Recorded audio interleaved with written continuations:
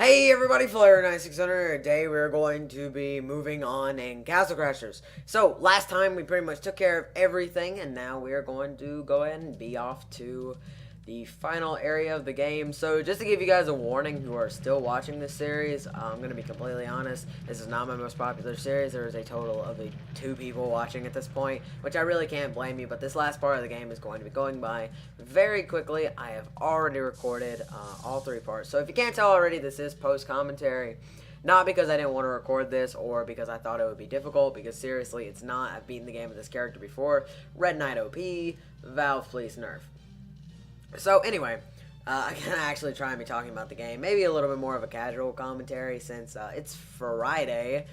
Just got out of school, end of the first real week of school, which is kind of cool, kind of bad at the same time. So what we just did with this nice little section where you could dodge rocks, how you could tell the rocks were coming down is it would have these 3 little pebbles near the top of the screen, and it would come down pretty much where you were. I don't know if it's scripted, but it is a very easy section of the game.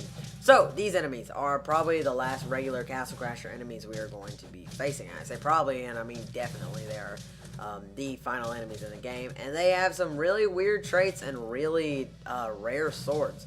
They can drop all of the swords they're holding, especially the majority of the 2 I'm fighting now with the glow stick.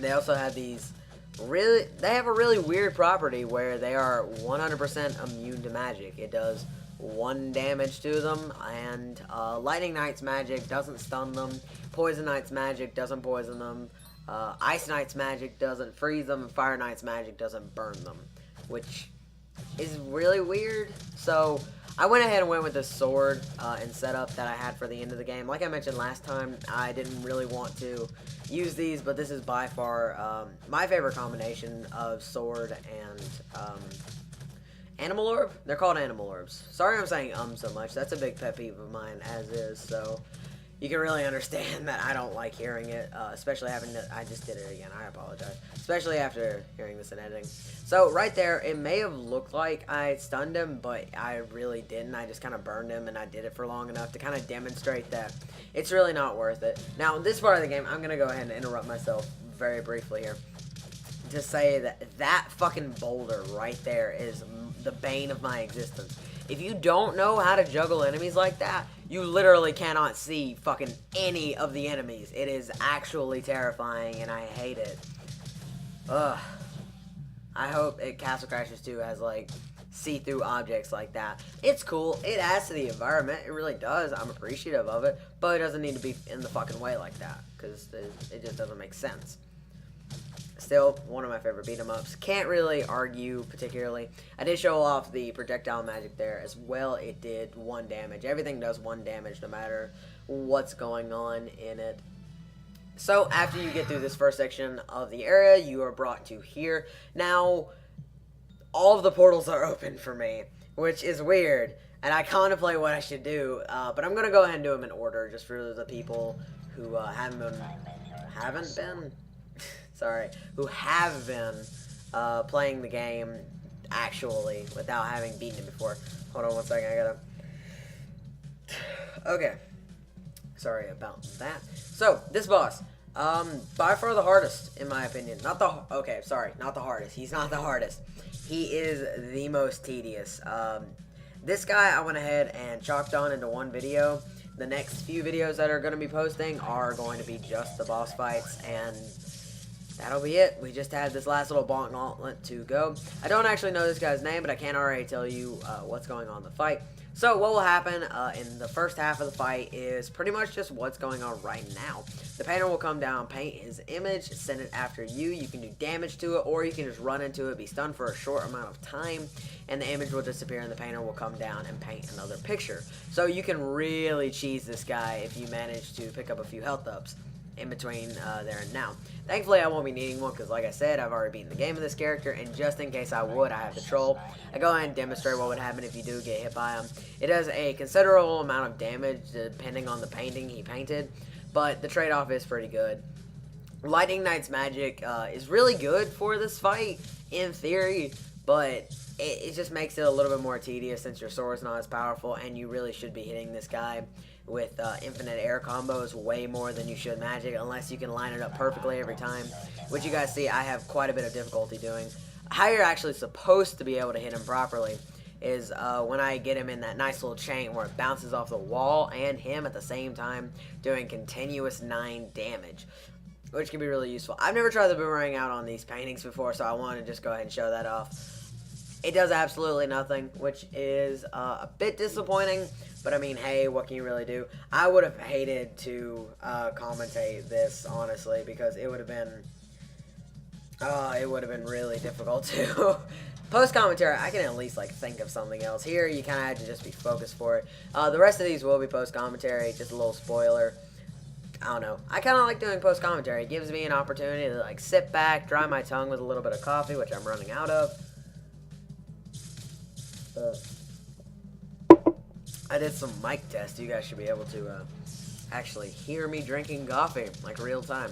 So I go ahead and decide on infinite air comboing him. And as we sorry, the elephant made me think ear. I don't know why. As we near the midway point of the fight, when his health reaches the middle, you'll see that he'll stop going back up and he'll actually just summon a bunch of paintings around. That is by far the easiest part of the fight, though it may seem a tiny bit hectic. The paintings won't really chase you unless you have 4 people. For some reason, in single player, Castle Crashers really doesn't tend to focus on the one person. The boss just kind of glaze over the screen for the other 3 people that they should be fighting. Which is really weird, I guess. I don't know. I can understand it. Castle Crashers is supposed to be a multiplayer game.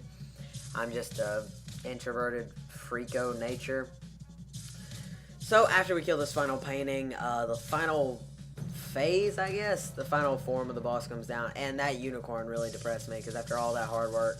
So this guy will draw a few more paintings, I believe, and then he will just start rambling around. Sorry. No, he's still going up.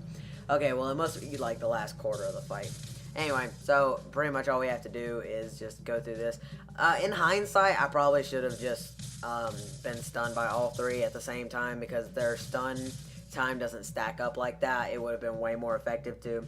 So if you guys are playing this, don't bother to just kill them all. Just go ahead and take the hits when you're this late into the fight, so you can cheese them and get them out on the screen and kill them that way. That is definitely what I would recommend. I'm sorry, I've got another thing coming on. That is disgusting, and I apologize, but no one's watching this far into the video anyway, since it is almost over. Now, something about this fight that I've failed to mention throughout it is that apparently these are beta photos, not actual beta photos. But when they were designing the art for this game, some of these characters are references to the point in time in which they were designing it. Obviously, the blue guy, or the white guy, the bluish white guy, the whitish blue guy, who's chasing us around right now, is a derivative of most behemoth art, with the square head and the mouth cut where the head is the mouth, and obviously the V-shaped eyebrows. I want to say eyelashes for some reason, when obviously those are eyebrows. Sorry. The V-shaped eyebrows, and just kind of really Behemoth's, almost a Bohemian Rhapsody. Behemoth's art style is what I actually want to say. I really can't think of anything else. I'm not too big on Castle Crasher trivia, honestly. So anyway, this is the part of the fight that I was talking about. He will just walk randomly around the room summoning these paintings. Now, before I fail to mention this, you can see there's a unicorn on screen right now. I did actually get pretty lucky with that, because if you... Okay, well, never mind. He kills it. He can't randomly just kill his paintings to summon more, since he's only allowed a certain amount on screen at once. So if you kill that guy while the unicorn is on screen, it will drop the...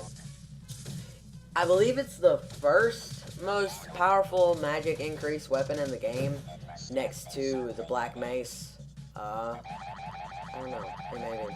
So if you had him on screen, it would go ahead and drop the unicorn horn, which I do have unlocked. It's not that difficult, really. Just get him down to low health, make sure there's a unicorn on screen, and suffer in the final blow.